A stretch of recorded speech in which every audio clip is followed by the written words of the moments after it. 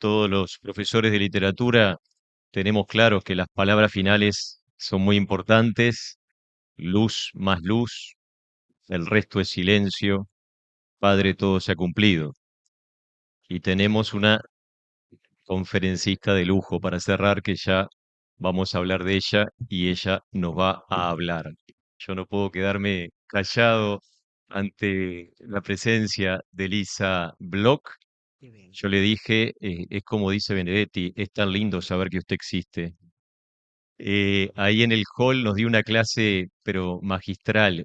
Google queda chiquito, a la altura de la memoria que tiene, se acordaba de cosas de hace muchísimo tiempo. Y también tiene que ver con lo que estamos hablando, porque yo me acuerdo que me dijo hace tiempo que Emil Rodríguez Monegal había influido decididamente en ella cuando era estudiante en cuarto del Liceo Miranda, porque le había regalado un libro prolijamente forrado con papel manteca y que era de Eliot. Y ahí fue que conoció a Eliot y la influencia que tuvo en ella. Y también que Emil Rodríguez Monegal tiene que ver con el tema, un poco antes de morir quiso recorrer Montevideo. Y también fue por aquellos lugares queridos, por el Salón del Liaba, por la Plaza Zabala, por Marcha y por todos esos lugares queridísimos, queriendo disfrutar y quedarse un último instante con esos recuerdos y sacando fotos. Todo eso me lo dijo la grandeza de esta mujer que me trató igual cuando yo era un estudiante de cuarto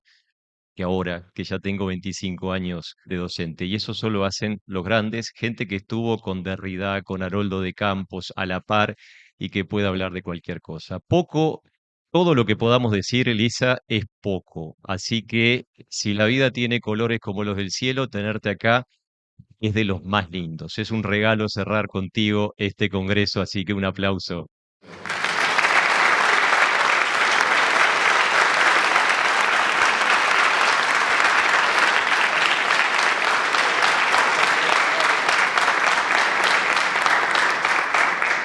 Bueno, y completo esta presentación que hacía Damián, agradeciéndole a Elisa Bloch, en nombre de la comisión directiva de APLU, esta posibilidad de tenerte aquí en este cierre de nuestro 13º Congreso de APLU. Realmente es un honor para esta asociación tu presencia aquí. Voy a presentar a Lisa. Lisa Bloch de Béjar es docente de Fundamentos Lingüísticos de la Comunicación de la FIC de la Universidad de la República, doctorada en la Escuela de Altos Estudios en Ciencias Sociales en París. Y acá una pequeña anécdota, cuando le he mencionado a mis actuales estudiantes del IPA que el director de tesis fue Gerard Genet, han abierto unos ojos enormes, creo que los más grandes que he visto en mi vida. Bueno, ha recibido muchos premios. La medalla del Senado de Francia el 2022, la medalla del Mir Agustini del MEC en 2021, doctor honoris causa de la Universidad de la República en 2018, profesora emérita del Instituto de Profesores Artigas en el 2011, premio a la investigación literaria, Fundación Alexander von Humboldt en Berlín en 2002. em, en fin, es enorme la lista en realidad. Y ha sido autora de muchos libros. Voy a mencionar algunos: Derroteros literarios, temas y autores que se cruzan en tierras del Uruguay, Montevideo 2015, Borges, The Passion of an Endless Quotation de Nueva York de 2014, Medios, pantallas y otros lugares comunes, Buenos Aires 2009.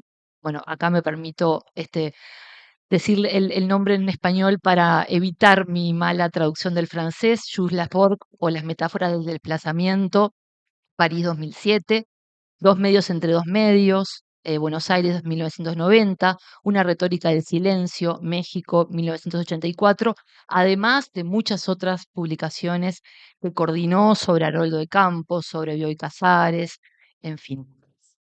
Y quiero además destacar el enorme trabajo de Lisa Bloch a la comunidad académica del Uruguay y del mundo, en realidad, al haber sido fundadora y responsable de Anáforas, que es un portal extraordinario que invito fervorosamente a que visiten si aún no lo han hecho, porque realmente es impresionante el material que allí los investigadores tenemos a disposición. Muchas gracias por ese trabajo. Sí, es un equipo, claro.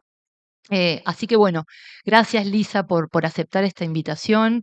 Gracias en nombre de APLU por tenerte en este cierre del Congreso y te doy la palabra.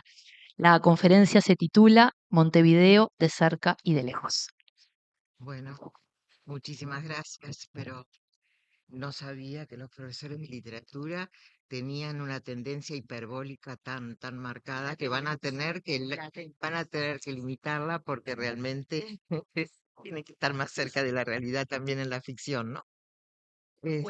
Bueno, pero muchas gracias, pero para mí eso fue contraproducente. Ahora, ¿cómo hago? Estoy muy emocionada. Y y bueno, y prefiero, si me dejan, voy a respirar hondo, esa inspiración que, que necesitamos también para otros cometidos, las necesito en este momento fisiológicamente. Bueno, muchas gracias, realmente. Y gracias por acordarte de que había estado en el primer congreso de APLU, también con funciones similares que no lo tenía presente realmente, y me importa mucho. Seguramente este será el último, prometo. Bueno, sí, el tema es así. Esta es una presentación que tiene que ver con la finalización de un congreso, el 13º, si no me equivoco, de la Asociación de Profesores de Literatura del Uruguay. Pero, si no tienen inconveniente, yo voy a volver al principio. Es decir, no me voy a quedar en la finalización, en el fin, sino que me voy a dar el gusto de hablar de algo que no suelo hablar y que son los títulos. Y como el título que aquí se propuso realmente me parece muy especial, Montevideo, qué linda te veo, me gustaría hacer algunas reflexiones sobre eso. Les anuncio que no puedo. Hablé de todo lo que ustedes también, de la visión de Montevideo, de esas figuras que estuvieron acá y que tanto les impresionó y tanto nos impresionó, pero eh, voy a, voy a hacer, no sé si es la palabra, un, un, un nuevo homenaje a Carlos Real de Azúa. De ahí el título, ¿no? Montevideo de cerca y de lejos. Ahora también me voy a detener en eso. Y después de tratar de ver a Montevideo de cerca, a través de la mirada de Carlos Real de Azúa, voy a terminar mm, considerando la mirada de lejos. Y bueno, eso es lo que me propongo. Me parás a los puntos cuando sea el tiempo necesario, ¿no? Sí, efectivamente, sobre este tema de los títulos, es poco lo que se ha, por lo menos, publicado cuando hay tantos títulos, cuando son tan indispensables. Y uno de los que ha trabajado con más rigor el tema es precisamente Jean Genet, ¿no? En un libro que ustedes seguramente conocerán, porque creo que está traducido al español, que tiene un título también, bueno, pero no me debería detener en eso. Un título muy especial, porque en francés se llama Seuil, que quiere decir umbrales, y el libro está publicado por la editorial du Seuil, es la editorial del umbral. Entonces él ya empieza también. Y les digo más, que en la primera página, y también continúa en la segunda de ese libro que tiene varios centenares de páginas, mm, donde estudia los umbrales, los marcos de la obra, los títulos y tantos otros, ¿no? Él no lo dice, pero hace referencia a algo que vio y que aprendió en Montevideo. No sé si alguna vez lo contesto, creo que no, ¿no? Será el momento, ¿no? Porque después, en todo caso, si no sobra tiempo, me lo reclaman, pero si no, bueno. Y además de Gerard Genet, solo quería decirles eso, ¿no? Que realmente sí, el libro que se llama Umbrales y que desde el punto de vista metodológico, más que teórico, es tan importante, y o tan necesario, más que importante, empezó con una conversación por algo que le impresionó mucho en Montevideo. no lo dice. Él refiere esa, y eso se lo reprochamos, conste, muchos años después, y era un mensaje que mandaban mis estudiantes que me dijeron que lo hiciera y lo hice, y lo aceptó, porque también aprendió una palabra y no la usó. Pero no quiero hacer intrigas, después si nos queda tiempo hablamos en lo... Bueno, y otro que trabajó y recomiendo muchísimo su libro sobre títulos, que yo sepa, que haya destinado parte de su pensamiento y de su investigación a este tema, es John Barth, Barth, John Barth, no confundir con Barth, por favor, que publica un libro creo que es en el 84, que se llama El libro de viernes, The Friday Book, donde él hace una parodia de lo que Genet llama los paratextos, sin aludir a, por supuesto, porque ese libro todavía no estaba publicado, el de Genet, ¿no? Que es del 87. Entonces, hace una parodia de los títulos, de los subtítulos, de los epígrafes, realmente muy divertida, pero al mismo tiempo reflexiona sobre eso, ¿no? Pero lo hace de una manera sarcástica, generosa y recomendable, por eso. Bueno, me voy a tener el texto porque si no. Supongo que a esta altura no fueron pocos los participantes que se pronunciaron sobre Montevideo, qué linda te veo. Un título, como les decía hace un momento, muy llamativo.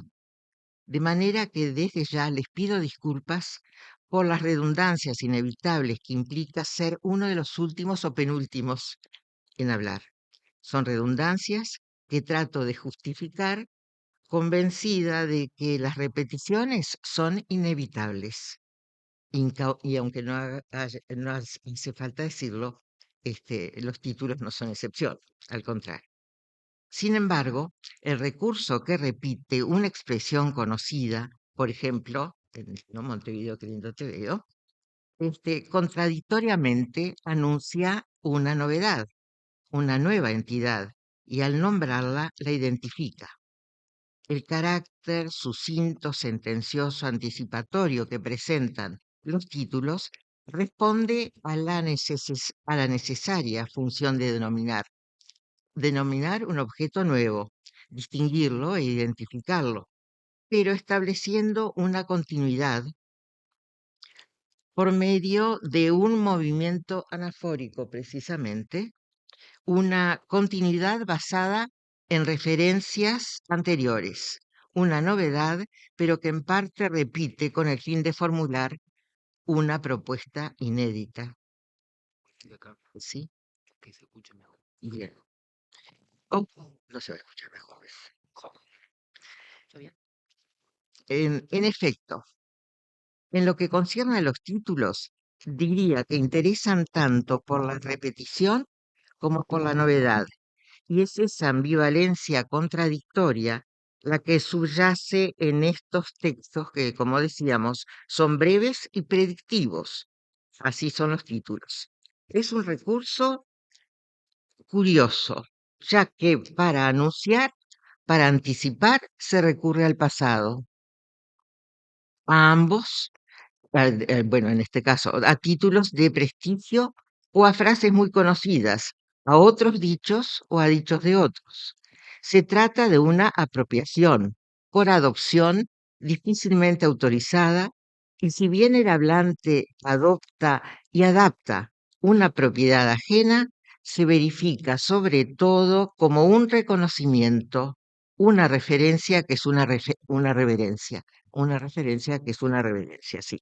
No dudo de que ya se haya comentado el acierto de este título que supo convocarnos, que elogia por partida doble y simultánea tanto la capital como la lectura, según la transformación de ese dicho popular que se cantaba varias décadas atrás, pero en este caso, metonimia mediante, se extiende a la literatura uruguaya toda, o sea, metonimia mediante se habla de Montevideo, pero es la literatura uruguaya toda, igualmente capital.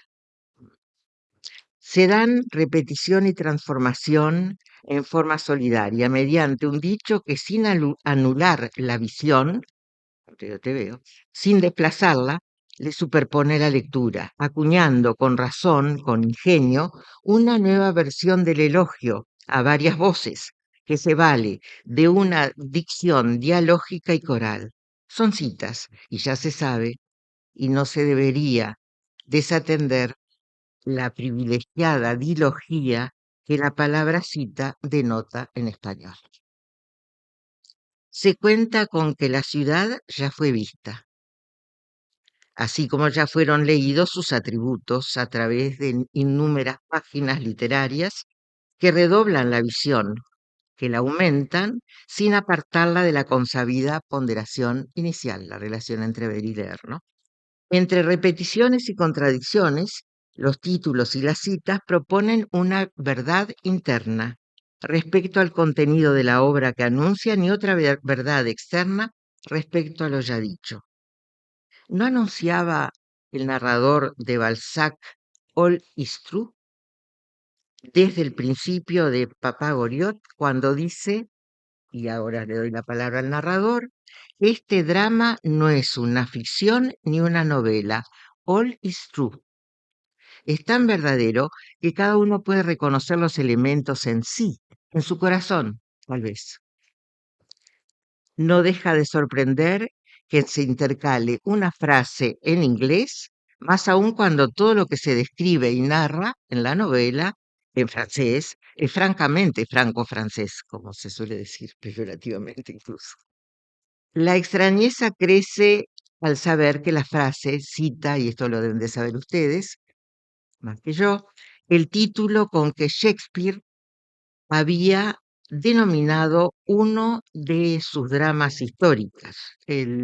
Bueno, no me acuerdo ahora el título que se le dio editorialmente después, pero el que refiere a Enrique VIII. El título inicial, nunca vi el manuscrito, pero hago fe. Dice eso, all is true, nada más. No menciona que fuera dedicado a Enrique VIII. La verdad que reclaman el dramaturgo y el novelista, all is true, apela a una verdad diferente, una verdad a medias, mediada, intermediada por un narrador que, como se sabe, juega entre ficción y realidad, entre dos espacios diferentes pero no tan diferentes, conciliándolos. Ahora bien, aunque no sea necesario decirlo, y lo voy a repetir porque ya lo había dicho en otras palabras, se sabe que para leer es preciso ver. Y como todos, como todo truismo, es una verdad que se declara y acierta sin correr riesgos.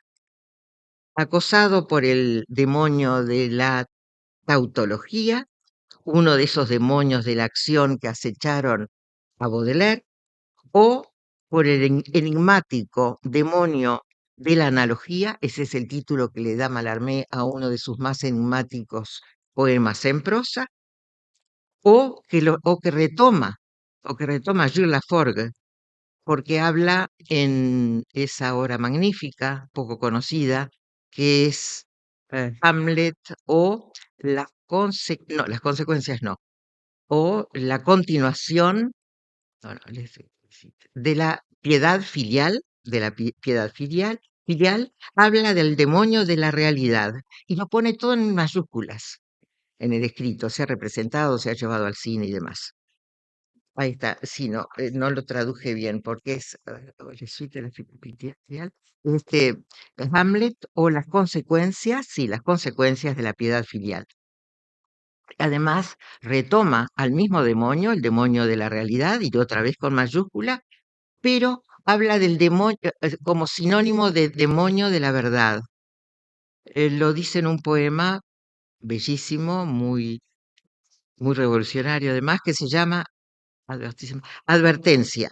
El poema ese es el que inicia el propio Laforgue su libro de Flores de buena voluntad. Después pensé que se podría trabajar sobre ese título bastante. Bueno, este, una, vemos que es una poblada saga de demonios que ronda en el entorno literario, amenazando también la teoría. Y por supuesto que ustedes conocen el buenísimo libro de Antoine Compagnon, ¿no? Está traducido también El demonio de la teoría.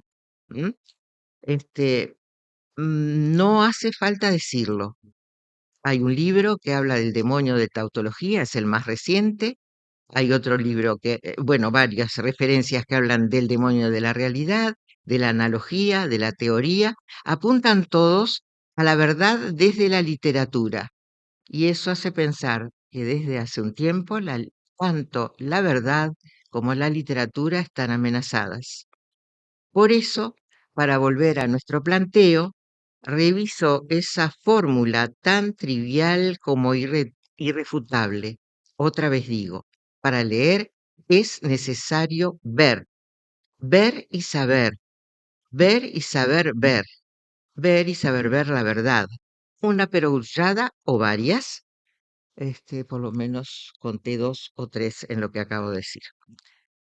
Ya se dijo que es propio de una incipiente retórica de títulos adoptar otros títulos o frases hechas, adaptarlos, suscitando sorpresa y complicidad, una forma paradójica de conservar el pasado, alterándolo por medio de una reescritura que apuesta a la continuidad cultural.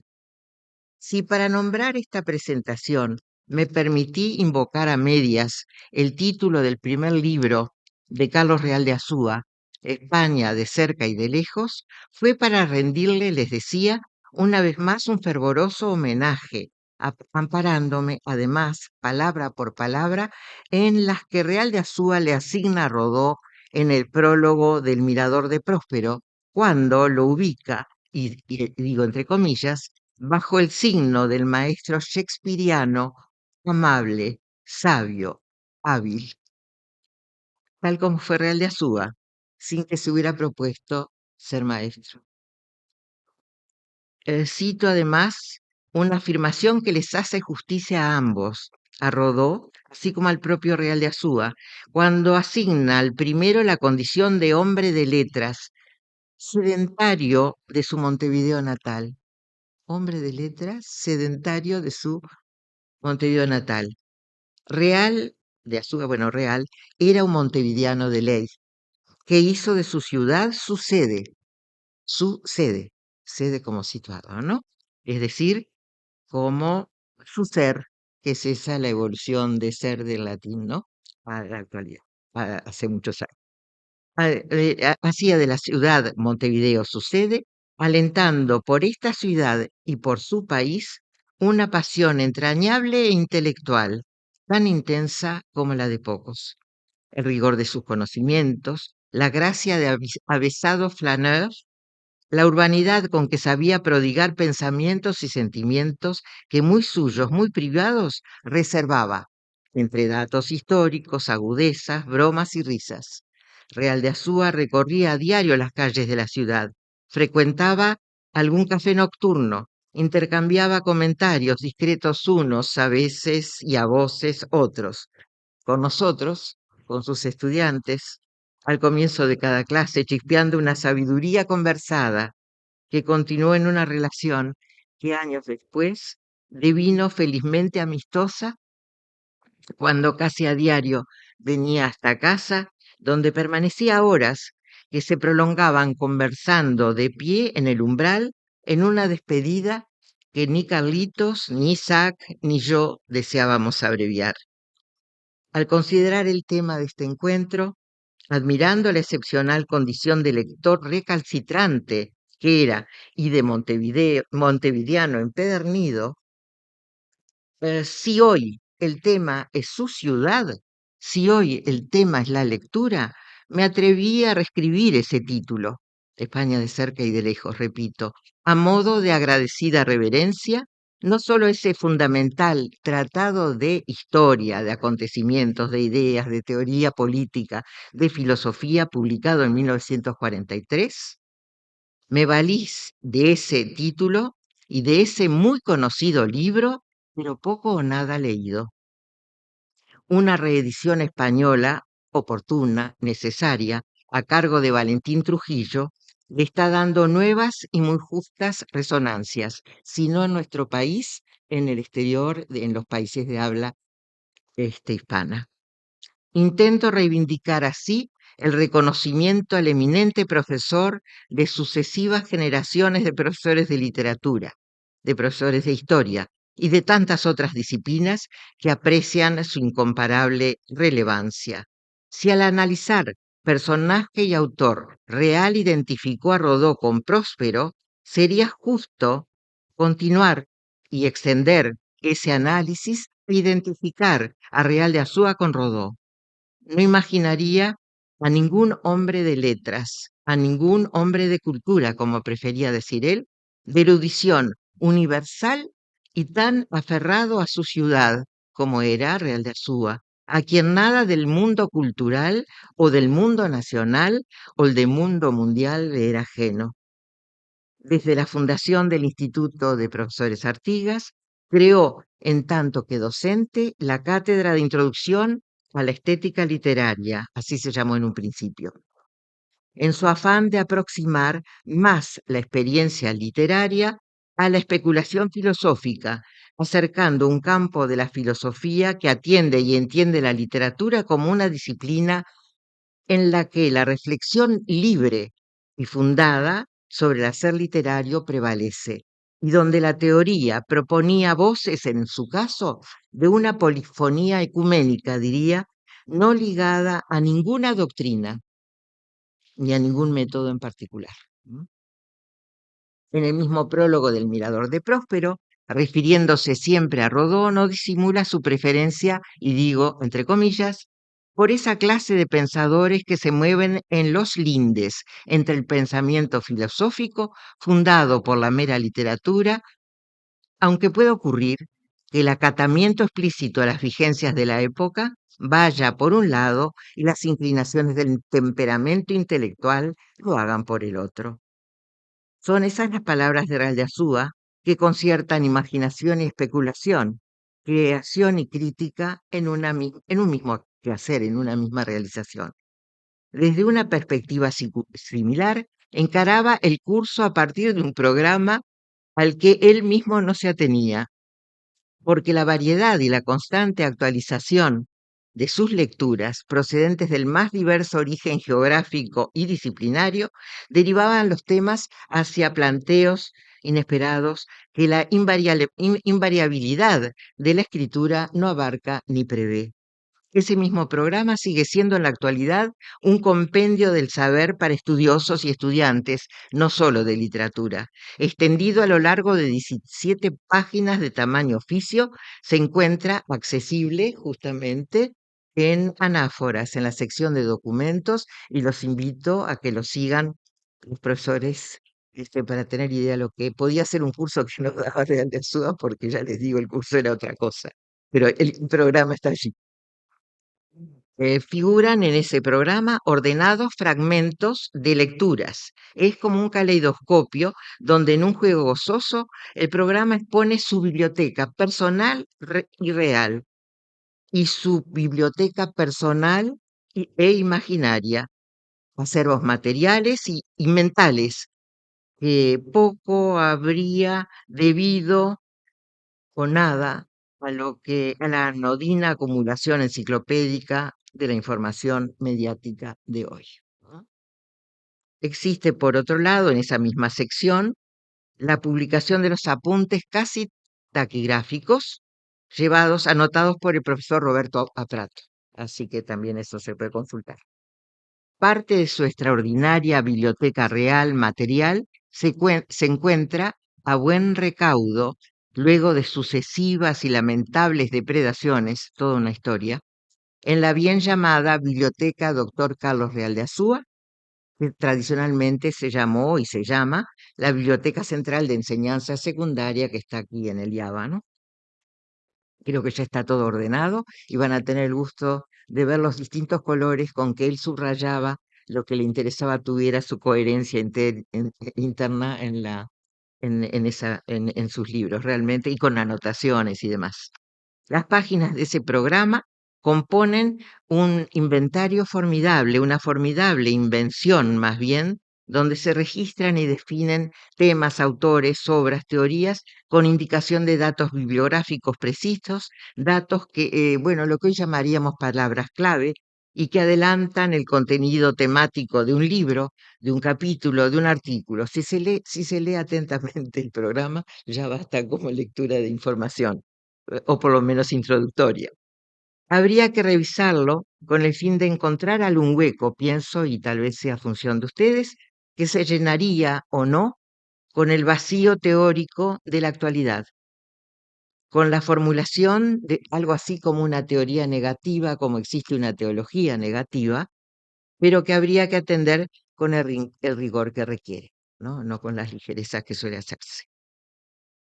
Pero hoy quiero recordar a Carlos Real de Azúa, no solo por ese carácter fundacional de su pensamiento, sino también por su condición, decía, de montevideano típico y extravagante a la vez, un adelantado en décadas, un ensayista excepcional, estudioso, implicado en la literatura, en la crítica literaria, en la historia, en la política, economía, y hay una placa que lo recuerda en la Facultad de Ciencias Económicas por sus clases de economía allí, y sobre todo por la arqueología cultural de su sociedad, de su ciudad, su ávida curiosidad por el mundo, esa es la fórmula con que lo define Tulio Alperindongui, era la de un especialista en todas las disciplinas que abordaba o él mismo creaba.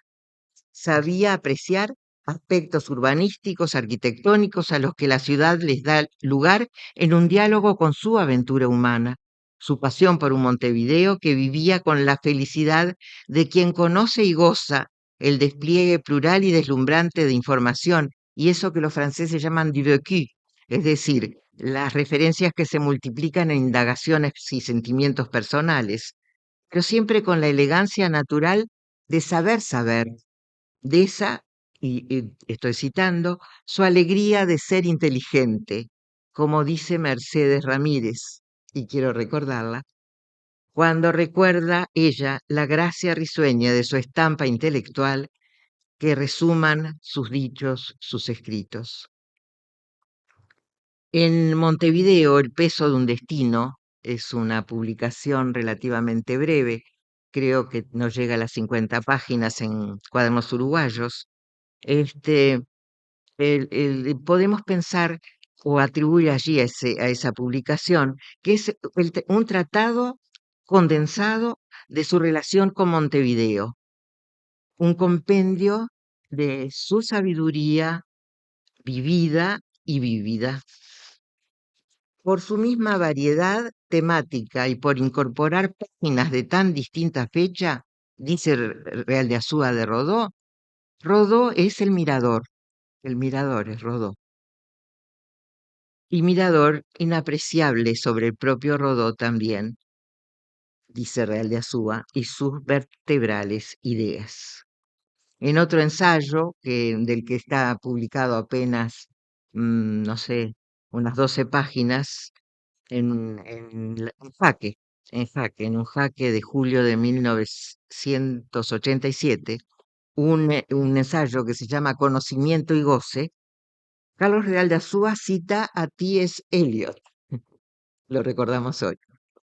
Es cierto que no gozamos, dice Eliot en palabras de Real de Azúa, es cierto que no gozamos completamente de un poema a menos que lo entendamos. Y por otro lado, es igualmente cierto que no lo entendemos completamente si no gozamos de él. Ese manuscrito del que hemos adelantado nada más unas pocas páginas, Conocimiento y Goce, es algo así como una suma, y pronuncio doblemente la M, ¿no? Que reúne todas las partes del quehacer literario. Intenté, y creo estar haciéndolo todavía, intenté acercarme a Montevideo a partir de Carlos Real de Azúa y de sus cercanías, acercarme a Montevideo así, considerándolo el montevideano más representativo de una ciudad que recorría a pie, discurriendo sobre quiénes fueron sus protagonistas, sus antecedentes históricos, sus antecedentes literarios, sus conflictos personales, lo sabía todo. Discurría sobre hechos cotidianos y aquellos decisivos cuyos pormenores examina y discute. Aun cuando el tema de su discurso fuera cualquier otro, la ciudad se entrevé en filigrana. Es su escenario necesario, el lugar que da lugar a sus reflexiones. Bueno, no sé cuántos minutos me quedan y si estuvimos viendo algunos, sí, si estuvimos viendo a Montevideo desde la cercanía de Real de Azúa, las cercanías, ahora trataré de entrever la ciudad desde cierta lejanía relativa, a partir de escritos que cuentan impresiones avisoradas desde la cubierta de un barco o desde las anotaciones de marinos, de viajeros que desde perspectivas foráneas y por distintos fines recalaron en estas costas procedentes desde tierras ultramarinas, culturas ajenas, navegantes ingleses, alemanes, franceses, españoles, italianos, norteamericanos, que dirigían sus miradas hacia la ciudad. Y digo, por suerte publicaban. Se han publicado y se seguirán publicando y estudiando Montevideo, la Nueva Troya, de 1850, perdón, una de las novelas menos conocidas del muy famoso Alejandro Dumas, publicada en 1850, decía, tanto en París como en Montevideo, pero saben que en Montevideo apareció en Le Patriote Français, es un diario comercial, literario y político, era el subtítulo del diario, se publica entre 1843 y 1850 en formato de folletín. Es esa acostumbrada sección que tenían los periódicos que publicaban en números sucesivos fragmentos de novelas o ensayos, de ahí la derivación semántica de folletín a novelas de gusto relativo o de índole popular. Alejandro Dumas o Melchor Pacheco y Oves, a quien se atribuye, si no la autoría, me consta que no. La autoría es de Alejandro Dumas, ¿no? El haber inducido a Dumas a escribir esa novela, una publicación que tuvo sus efectos históricos significativos que todos conocemos. Dumas extendió al general oriental a Pacheco y Oves la fervorosa admiración que alentaba por Garibaldi, sobre quien escribe mucho Alejandro Dumas, ese héroe legendario, el revolucionario visionario, y por las causas, sobre todo, que él defendía con igual y ardiente pasión. Eso se lo atribuye a... Les digo que a esta altura no tengo dudas porque consulté a Christian Schop, ¿se llama? Christian Schop, no, Claude. Claude Schop, presidente de la Asociación de Amigos de Alejandro Dumas, sí existía en el archivo de Alejandro Dumas manuscrito de Pacheco y Oves, no, dice, es el manuscrito de Alejandro Dumas, ¿no? Pero Alejandro Dumas, aunque mucho menos conocida, al menos en nuestras latitudes, publicó Una aventura de amor, un viaje en Italia, esa es de 1860, o sea, 10 años después. Allí narra sus viajes en tren, en barco, diría una road novel autobiográfica, donde reúne sus anotaciones, describe paisajes, vicisitudes, encuentros con figuras conocidas o no. Diferente de la época, no, perdón, diferente de la épica, de las notables novelas de capa y espada que consagraron su fama, en estos recuerdos, Dumas compromete su intimidad, cuenta episodios confidenciales propios del género memorias, pero tantas son sus aventuras que difícilmente habría terminado, no las termina de narrar. Pero en esa novela, y por eso la recuerdo ahora, más que Montevideo y la Nueva Troya, hace algunas conmovedoras referencias a Montevideo. Versan sobre un encuentro inesperado que ocurre a bordo donde le atrae el gesto de una joven que musita al oído de un niño unas palabras en español. Desde que el niño las escucha, dice Dumas, no deja de mirar al escritor, no deja de mirarlo, quien ante tal insistencia se esfuerza por entablar un diálogo a pesar de su precario español, así lo dice.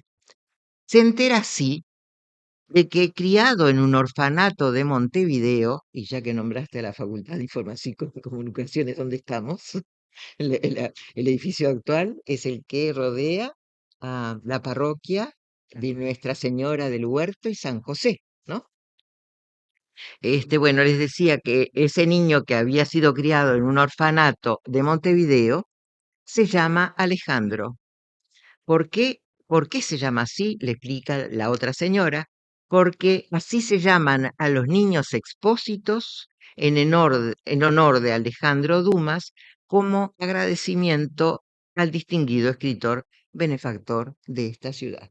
Realmente me pareció que en una novela de memorias era digno de acordarse, ¿no? Pero habla mucho de Montevideo y retoma sus ponderaciones, por eso hablaba de la ardiente pasión, se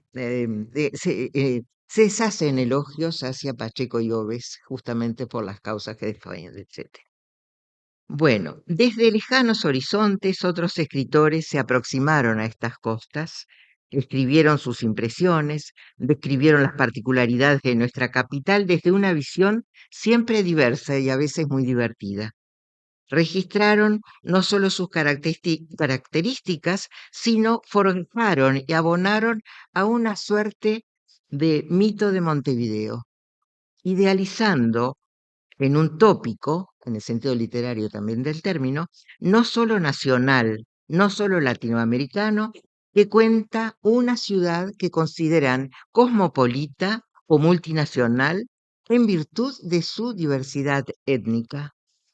De esos testimonios que Carlos Real de Azúa transcribe en el libro, en el pequeño libro que le citaba Montevideo, El peso de un destino, de eso solo haré referencia a unas pocas líneas que proceden del libro del conde Eugène de Robiano, publicado en 1878 en París, por el entusiasmo que le suscita a este navegante y escritor una ciudad que muestra, dice él, tres caras al mar. Dice, una hermosa ciudad que había visitado poco antes. No sé cuántos minutos me quedan, pero me gustaría leer algunos párrafos de él, pero no puedo salteármelos igual porque lo tenemos en línea. 10 minutos. Sigo. No, lo salteo entonces. Pero las ponderaciones a Montevideo realmente, ustedes se van a dar cuenta que es una idealización que, bueno, no sé si se justifica, pero que justifican el mito de Montevideo de aquellos años. Aunque se ha escrito bastante sobre esos apuntes de viajeros y aventureros, miren que hemos contado más de 100, de esos libros, de distinto carácter, de distinta procedencia. Siempre estamos hablando del siglo XIX. Y bueno, nos podemos hacer una reconstrucción bastante acabada de lo que son visiones, ¿no? De esos apuntes de viajeros y aventureros que se sorprendían y contaban las maravillas que descubrían o con demasiada frecuencia soñaban. Son testimonios, impresiones, escritos, dibujos, acuarelas, escenas imaginadas que han sido motivo de revelaciones que la ficción anima y justifica. También los análisis. Entre verdades y fantasías prospera ese mito de un Montevideo legendario, capital de una banda oriental apacible y melancólica, donde figuran gauchos y estancias, siempre nombrados como tales, incluso en las lenguas extranjeras, pero sin abundar ni en color local ni en previsibles exotismos. Así aparecen estampadas en los bellísimos escritos que creo que se conocen, no sé si suficientemente, en los escritos de Hugo von Hofmannsthal. ¿Sí se conoce? Hugo von Hofmannsthal. Bueno, en 1874-1929. Publicados como bajo el título de Cartas del viajero a su regreso, creo que la publicación es de 1902.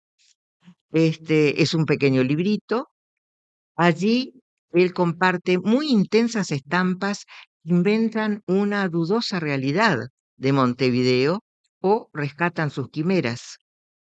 Pondera las virtudes de hospitalidad de estas tierras, Hugo von Hofmannsthal, nunca supe si estuvo por acá, los gestos de una humanidad que desde su soledad apesadumbrada, su íntimo desasosiego, descubre y agradece. Todo le parece digno de encomio en Montevideo. La pulcritud de los hospitales, de la enfermería militar, los paisajes que ve a través de las ventanas, del hospital también, los pájaros, los árboles, se tiene a recordarlos, pero son escritos muy bellos realmente. Hace una síntesis, claro, llama la atención porque la síntesis que hace también es bastante estrafalaria.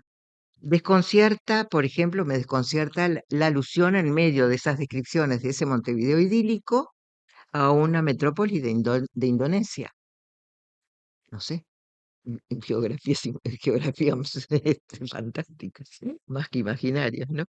Bueno, insiste en su deseo de regresar al Uruguay y conste que habla de gauchos, de estancias y de todas las palabras que ustedes se les pueden encontrar en el diccionario, no, en el vocabulario terminológico, la terminología de Daniel Granado. Bueno, en regresar al Uruguay con el fin de recuperar, dice él, en la naturaleza de ese país, el arte de vivir. Fue Hofmannsthal, su poesía grave, misteriosa, una de las figuras más celebradas de la Viena de Wittgenstein, como se la apodó, la Viena de Wittgenstein, una ciudad y una época excepcionales que deslumbraron por la genialidad de sus filósofos, escritores, arquitectos, pintores, músicos, todos. Entre ellos se destacó Hugo von Hofmannsthal.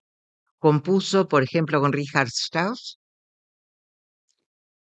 no Johann, Richard Strauss, óperas a partir de sus obras dramáticas. Se dieron acá incluso, ¿no? El Caballero de la Rosa, Salomé, Electra, Ariadna en Naxos y otras obras.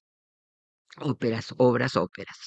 Aunque en la famosa carta que él dirige a Francis Bacon, totalmente apócrifa, de 1603, que escribe bajo el seudónimo de Lord Chandos, o el heterónimo de Lord Chandos, allí se escucha por haber abandonado toda actividad literaria, dice el narrador o el corresponsal, lamentándose que, y lo cito, una vez más las palabras me abandonan, como los vértigos del lenguaje me conducían a una inmensidad sin fondo. Fue von Hofmannsthal una figura emblemática en ese vibrante zeitgeist de una Viena exultante que irradiaba sabiduría, arte y filosofía, y como reconoce Lord Chandos, empezaba a pensar con el corazón, son sus palabras. Muy diferentes son el registro irónico, esto sí me divirtió, pero en fin, no fue un buen episodio. Es muy diferente en el registro irónico, la peripecia de una comedia divertida de la muy difundida obra de Kurt Goetz, Goetz, La casa en Montevideo, en la que el primero y cuarto actos, es una comedia, ¿no? Se desarrollan en Berlín, mientras que el segundo y el tercer acto ocurren en Montevideo. Se estrenó en Berlín en 1950 y una segunda versión cinematográfica en colores se estrenó con muchísimo éxito en 1963. Conste que también su autor, Kurt Goetz, fue director de teatro, de cine, actor, él y su esposa. Es una comedia desopilante, esa, La casa en Montevideo. Allí se burla la estampa demasiado correcta y caricaturesca de un profesor alemán, de su mujer hacendosa, buena madre, buena esposa, en un cuadro de armonía convencional de familia alemana severamente controlada, etcétera, etcétera, que inesperadamente recibe una herencia cuantiosa a la muerte de una hermana del profesor, vergüenza de la familia, censurada por la sociedad y denostada sobre todo por su hermano, que se había radicado en Montevideo. La herencia es la casa en Montevideo. A esta ciudad viajan el profesor Traugott Nagler, la hija y un párroco también. Ya en Montevideo se complace viendo estibadores con sombreros de ala algo menor que la mexicana, paisajes tropicales, sugestivas músicas caribeñas y la interpretación, eso sí, de un tango espectacular. La película está en línea, así que la pueden ver, La casa en Montevideo de Kurt Goetz. Se entera de noticias que entre atractivas y escandalosas, no se quieran imaginar lo que es la casa en realidad, no dejan de interesarle y de hacerle vacilar entre sus firmes, férreos principios morales y sus conveniencias. Con el genial título, pero no lo voy a explicar porque es genial, It's a Gift, en inglés, se estrena en Broadway. Fue Goetz un autor de comedias y novelas que Borges y Bioy, no podían faltar, se divirtieron en comentar e incluso se habían propuesto escribir un cuento humorístico imitando el mismo tono de Goetz. Pero, dice Bioy, hablamos tanto de ese cuento, lo discutimos tanto que finalmente nunca lo escribimos. Desconozco si Kurt Goetz visitó estos parajes, pero creo que sí, que por lo menos en Buenos Aires estuvo. En cambio, y en contraste con esa visión de una Montevideo de esas características de la casa en Montevideo, quiero intercalar ahora las impresiones del francés más conocido, Arsène Isabelle. Arsène Isabelle. Están sus libros en francés y creo que alguna traducción en las bibliotecas de Montevideo, no en las librerías. Arsène Isabelle se aventuró en llegarse hasta aquí. Analizó en unas cuantas, estoy pensando en 1830 y poco, porque la publicación es de 1835 y tuvo que, bueno, el tiempo de escribirla, ¿no? Analizó en unas cuantas y muy bien fundadas páginas distintos aspectos de nuestra ciudad, a la que ansiaba llegar, conocer su tierra y comprobar todas las virtudes de una placidez que presentía.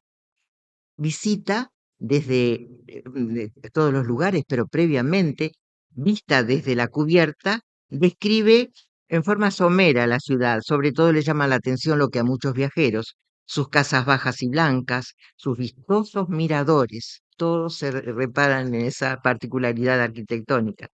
La configuración urbana que diseñaba la bahía, decía que era como un anfiteatro realmente vista desde el barco, la ciudad, ¿no?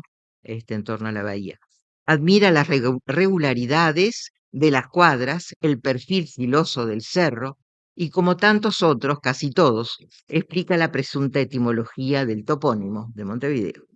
Impresionado por las violencias del pampero, cuenta sobre sus efectos, menciona al pasar algunos cultivos, analiza las ventajas, y habla del pampero creo que por esto, analiza las ventajas y carencias del puerto, se preocupa por sugerir las mejoras necesarias. Es largo el capítulo, se llama Montevideo. Otro curioso libro informa, pero esto lo vi hace muy poco, así que poco les puedo decir de él, informa sobre el primer barco a vapor, el His or Her Majesty's Ship Gorgon, ¿no? Que desde Inglaterra arribaba a estas orillas, pero que, agitado por esas violentas ráfagas del pampero, tuvo que ser encallado en las arenas de la playa para salvarlo. Son interesantes, sobre todo a quien le interese estos temas, claro, la detallada descripción y el esquema trazado de las operaciones del rescate, la dramática pintura de Besnes e Irigoyen, preciosa, que lo representa, y el estudio que Ernesto Beretta sobre este episodio formula. Al ponderar a Arsène Isabelle la libertad que prevalece en Montevideo, critica la injusticia derivada de algún tratado con Brasil, ironiza sobre las terrazas de las que, dice él, se acordarían los ingleses, y ustedes sabrán por qué, destaca la buena administración de un gobierno, entre comillas, esclarecido, amigo de los extranjeros, protector del comercio y de la industria. Hasta ahí Arsène Isabelle que compara, y esto realmente no me sé explicar por qué, los senderos, dice él, áridos y ásperos del paisaje montevideano, hablamos de 1830 y poco, ¿no? Con aquellos de los que se habla, dice él, en las Sagradas Escrituras. Y del mismo modo que respecto a los paisajes bíblicos, entiende que es necesario atravesarlos para alcanzar el Edén soñado. ¿Mm? Sorprende porque no lo dice solo una vez, lo dice dos veces por lo menos, es posible que que haya pasado por alto alguna otra, y compara a Montevideo con las ciudades de Siria, Palestina, Jordania, con tierras tan ajenas, tan lejanas, que son provincias del Imperio Otomano. ¿Qué tiene que ver? Concentrando alabanzas que les diría casi místicas, con las que culmina el capítulo dedicado a Montevideo. No entiendo, pero está allí escrito. Menos generosas son, esto sí que es divertido, aunque no les va a hacer mucha gracia, a mí sí, son las consideraciones de Alan Price Jones, creo que es con el que termino, sí. Alan Price Jones, Londres, publicó en Londres, él vivió entre 1908 y el año 2000, ya en el siglo XX, viene por acá en 1934, según dice, y se expresa respecto a esta ciudad, cuenta sin reparos y en forma muy prolongada y exhaustiva, cosa que no voy a hacer, en un libro que se llama Private Opinion, opinión privada. Y leo porque realmente llama la atención. No sé si está bien terminar así, pero bueno. A veces jugaba, dice él, con la idea de un ensayo sobre la teoría de que la poesía moderna le debe la mitad de su forma y textura a la ciudad de Montevideo. La poesía francesa moderna, por lo menos. Y con aire o con estilo o con carácter muy decepcionado, le resulta inexplicable la existencia de esos poetas en Montevideo. Si el paisaje importara, dice, deberían haber nacido más al norte, en Brasil o tierra adentro, en las Pampas. Montevideo no tiene ningún encanto, dice él, ¿eh? Eso está entre comillas.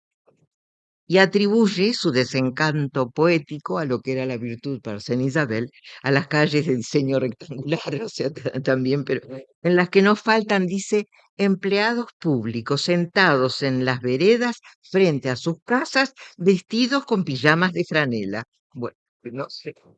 En fin.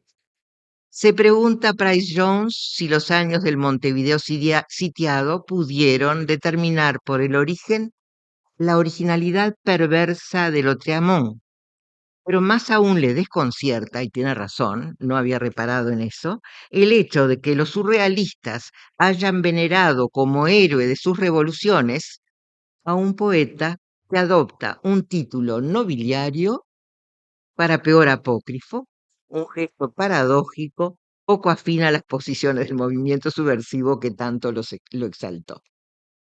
Para terminar.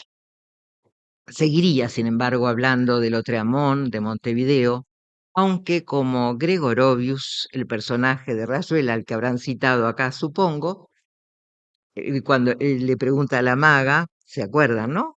¿Y la gente conoce bien a Montevideo? Le pregunta la maga.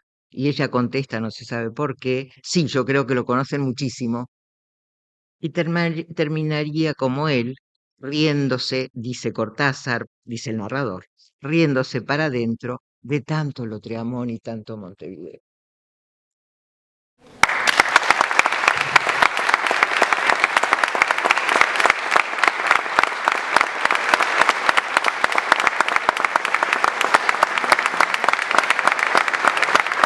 Y no voy a ser hiperbólico, no voy a ser hiperbólico, sino como decía Santa Teresa, humildad es andar en la verdad. Yo creo que la cultura montevideana y por metonimia, la cultura uruguaya sería mucho menos rica si no tuviéramos a Lisa Bloch. Así que muchísimas gracias.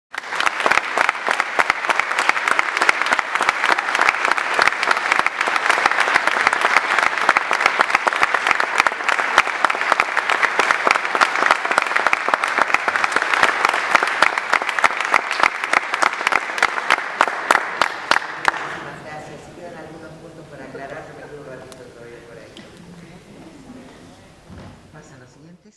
hubiera sido bueno terminar acá, pero está prevista la parte de la directiva. Sí, vamos a hacer Y ahí pequeño cierre. voy a ir llamando, así se hacen presentes aquí, nos van a dirigir la palabra. Bueno, Gabriela Sosa ya está, que es la presidenta de APLU. Después tenemos a Leticia Collazo, vice. Después tenemos a Verónica Quintero, que es la secretaria. Bueno, Álvaro Revelo, tesorero. Y Paula Borges, que es vocal, que se tuvo que retirar por causas de fuerza mayor, un familiar enfermo en el interior, pero le hubiera gustado estar aquí. Así que bueno, ellos van a ser los que dan cierre a nuestro Congreso Montevideo. Qué lindo, qué leo. Quiero irme. Ahora es usted. Ah, gracias.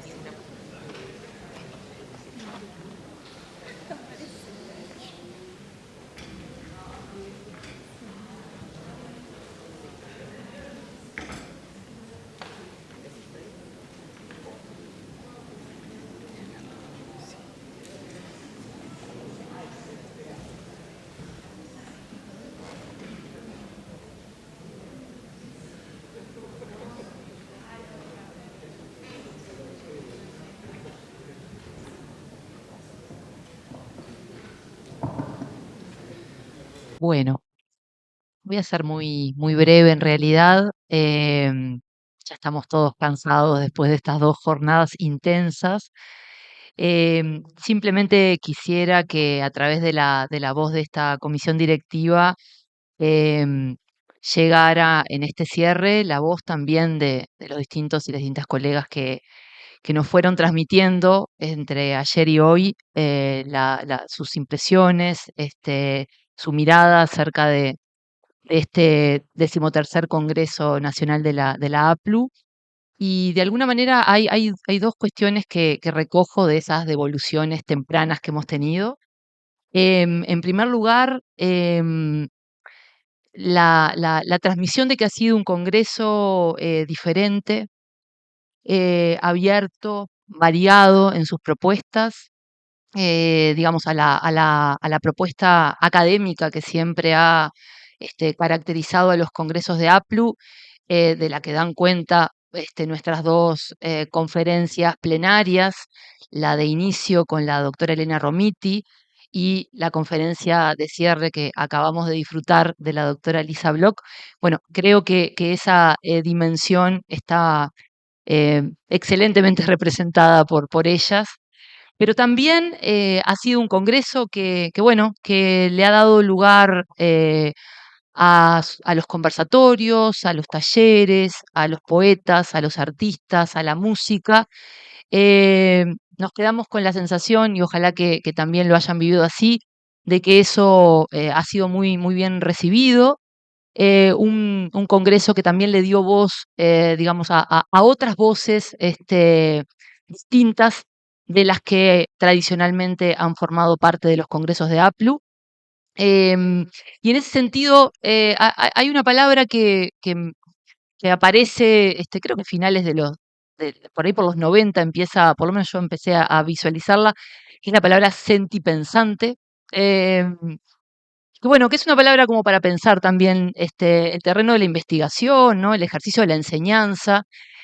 De alguna manera, bueno, tal vez esta propuesta que nos planteó la comisión organizadora y que desde la directiva recogimos con entusiasmo, va en esa dirección, va en esa búsqueda, ¿no? De que este congreso haya significado como ese doble impacto, ¿no?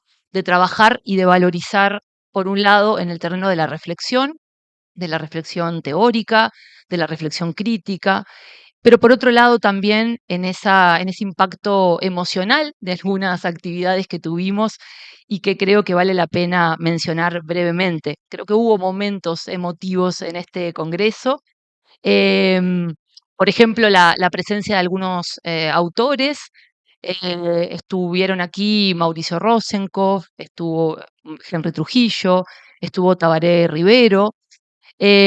Tuvimos eh, digamos, la gratitud de que Teresita Mota eligiera este congreso de la APLU para presentar su libro.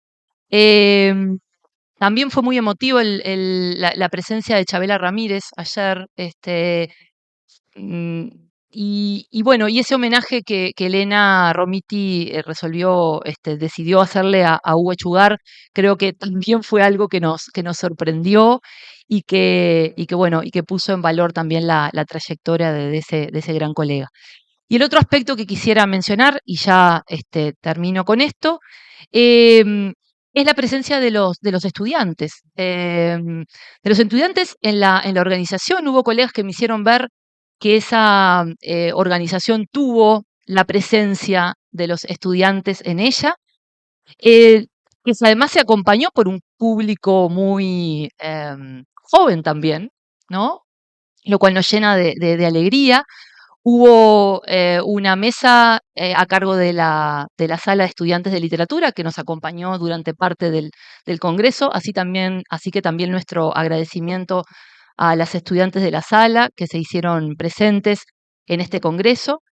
Em, y bueno, no quiero ser reiterativa, ya hicimos en el inicio los agradecimientos institucionales a la Intendencia de Montevideo que nos acogió, a la ANEP, al MEC que también apoyó este Congreso de APLU, a FENAPES que también está aquí y le agradecemos a la compañera que se haya hecho presente, a la Universidad CLAE, que en realidad, bueno, digamos, tuvo oportunidad de instalar un stand, incluso la propia María de Ibarbure se hizo presente allí y estuvo hablando con algunos colegas, y también contando sobre este proyecto que tan entusiasmados nos tiene como directiva de APLU para el año próximo.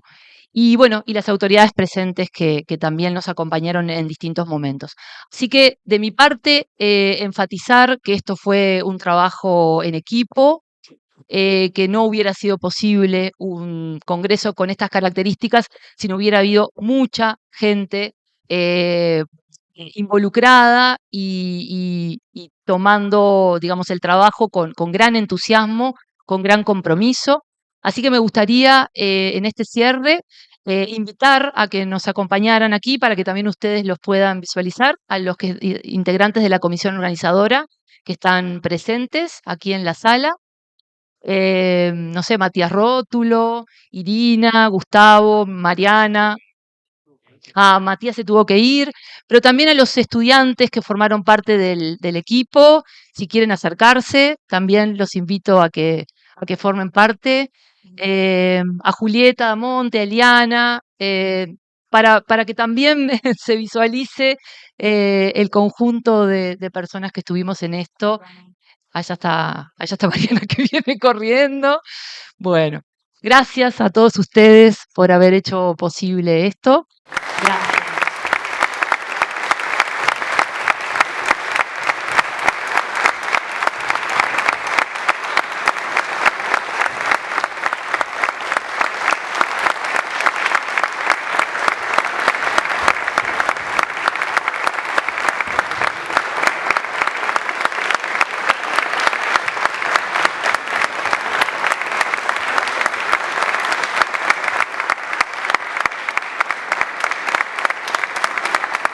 Así que, bueno, viva APLU, viva la educación pública de este país y viva la literatura. Hasta el próximo congreso.